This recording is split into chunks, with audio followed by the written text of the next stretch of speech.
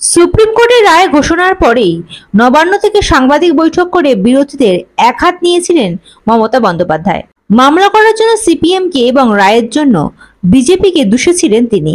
CPM নেতা তথা বর্ষীয়ান আইনজীবী বিকাশ রঞ্জন ভট্টাচার্যকে সোমবার নেতাজি ইন্ডোর থেকেও নাম করেই আক্রমণ করেন মমতা বন্দ্যোপাধ্যায়। জানান, পূর্বতন সরকারের আমলে অনেক দুর্নীতি হয়েছে, অনেকে দুর্নীতির মাধ্যমে চাকরি পেয়েছেন, কিন্তু সব জেনেও ক্ষমতায় আসার পর কারো চাকরি তিনি খাননি। মমতার কথায়, অনেক বদহজম সত্ত্বেও আমি কখনো সিপিএম এর কারো চাকরি খাইনি।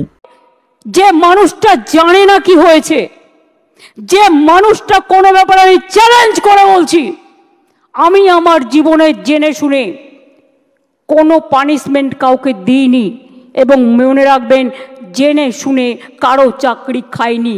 তাই অনেক বদহজম হওয়া সত্ত্বেও আমি সিপিএমের একটারও চাকরি খাইনি, যারা 34 বছর অনেক অন্যায় করে গেছে। কারণ আমি বলেছিলাম বদল চাই, বদলা নয়। কিন্তু তার মানে এই নয় তুমি গিয়ে কেন অ্যাপ্লাই করলে। ফার্স্ট কোয়েশ্চেন আমার, whether Vikas Bhattacharya will be isolated or not politically. This is my first question. CPM has to answer why he is cancelling all this list. আজকে বাইরে আমার নামে বড় বড় কথা বলছো, আমি তো করিনি। আমি তো চাকরিগুলো দিয়েছিলাম, আমার সরকার দিয়েছিল।